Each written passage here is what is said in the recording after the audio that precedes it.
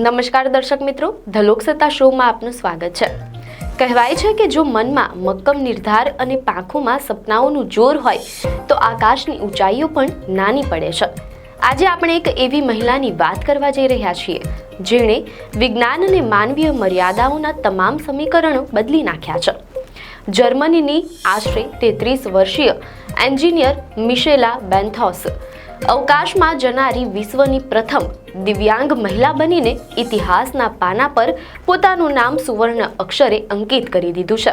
Jeff બેઝોસની અંતરિક્ષ company blue ઓરિજિનના new શેપર્ડ સ્પેસશિપમાં બેસીને જ્યારે મિશેલાએ વેસ્ટ ટેક્સાસના લોન્ચ પેડ પરથી ઉડાન ભરી ત્યારે તે માત્ર એક મિશન નહોતું, પરંતુ વિશ્વભરના દિવ્યાંગો માટે આશાનું એક નવું કિરણ હતું। આશરે 7 વર્ષ પહેલા એક અકસ્માતમાં પોતાની ચાલવાની શક્તિ ગુમાવનાર મિશેલાએ પુરવાર કર્યું છે કે બ્રહ્માંડના દ્વાર હવે દરેક માટે ખુલ્લા છે। મિશેલા બેન્થોસની આ સફર જેટલી રોમાંચક છે એટલી જ સંઘર્ષપૂર્ણ પણ છે। મીડિયા અહેવાલો અનુસાર આશરે 7 વર્ષ પહેલા જર્મનીની પર્વતમાળાઓમાં માઉન્ટેન બાઇકિંગ કરતી વખતે એક ભયાનક અકસ્માત થયો હતો, જેમાં મિશેલાની કરોડરજ્જુમાં ગંભીર ઈજા પહોંચી હતી।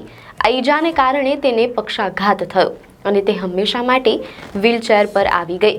તે સમયે તેણે ક્યારેય વિચાર્યું ન હતું કે જે વ્યક્તિ જમીન પર ચાલી પણ શકતી નથી તે ક્યારેય પૃથ્વીની કક્ષા છોડીને અવકાશમાં જશે।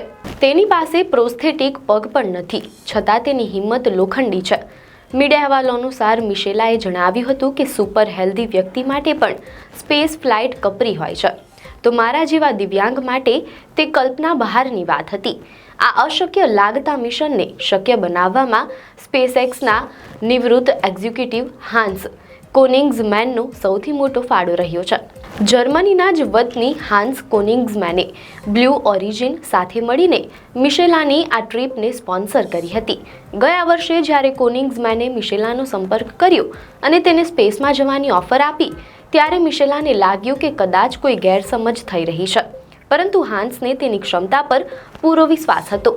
આ સ્પેસ ફ્લાઇટ દરમિયાન પણ કોનિગ્સમેન તેની સાથે જ હતા અને સતત તેની મદદમાં રહ્યા હતા। આ યાત્રાએ સાબિત કર્યું કે ટેકનોલોજી અને સાચો સાથ મળે તો કોઈ પણ અવરોધ નડી શકતો નથી।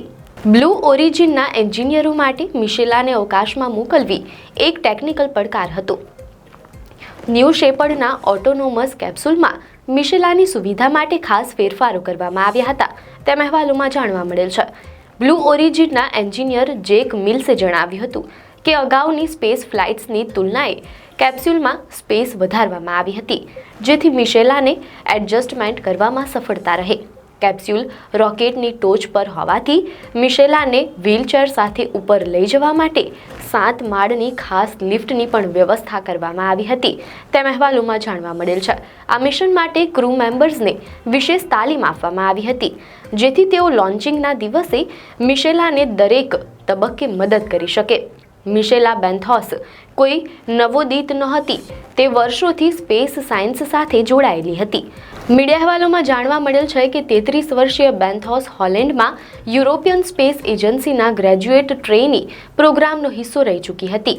તેણે 2022માં હ્યુસ્ટનમાં પેરાબોલિક એરપ્લેન ફ્લાઇટમાં વજનવિહીન 0G સ્થિતિનો અનુભવ કર્યો હતો। ત્યારબાદ તેણે પોલેન્ડમાં 2 સપ્તાહના સિમ્યુલેટેડ સ્પેસ મિશનમાં પણ ભાગ લીધો હતો। આ મિશન માટે તેણે કોનિગ્સમેન સાથે મહિનાઓ સુધી પ્રેક્ટિસ કરી હતી। આખરે જ્યારે સ્પેસશિપે ઉડાન ભરી ત્યારે મિશેલાએ આશરે 3 મિનિટથી વધુ સમય માટે અંતરિક્ષમાં વજનવિહીન સ્થિતિનો અદ્ભુત અનુભવ કર્યો હતો। બ્લુ ઓરિજિનની આ ફ્લાઇટમાં કુલ 5 અવકાશ યાત્રીઓ સામેલ હતા। આ સફળ લોન્ચિંગ સાથે બ્લુ ઓરિજિન દ્વારા અવકાશમાં મોકલવામાં આવેલા પ્રવાસીઓનો કુલ આંકડો હવે 86ને વટાવી ગયો હોવાનું અહેવાલોમાં જાણવા મળેલ છે। સ્પેસ ટુરિઝમના ક્ષેત્રમાં જેફ બેઝોસની કંપની સતત નવા રેકોર્ડ બનાવી રહી છે, પરંતુ મિશેલાનું આ મિશન સૌથી અલગ છે। અત્યાર સુધી એવું માનવામાં આવતું હતું કે સ્પેસમાં જવા માટે વ્યક્તિનું શારીરિક રીતે 100% ફિટ હોવું અનિવાર્ય છે, પરંતુ મિશેલાએ આ ભ્રમને તોડી નાખ્યો છે। આ મિશનથી એ સ્પષ્ટ થઈ ગયું છે કે ભવિષ્યમાં વધુને વધુ સામાન્ય અને દિવ્યાંગ લોકો પણ તારાઓની દુનિયાની મુલાકાત લઈ શકશે। મિશેલા બેન્થોસની આ 10 મિનિટની સફર સમગ્ર માનવજાત માટે એક મોટું ઉદાહરણ છે. તે આપણને શીખવે છે કે અકસ્માતો શરીરને રોકી શકે છે પણ આત્માને નહીં.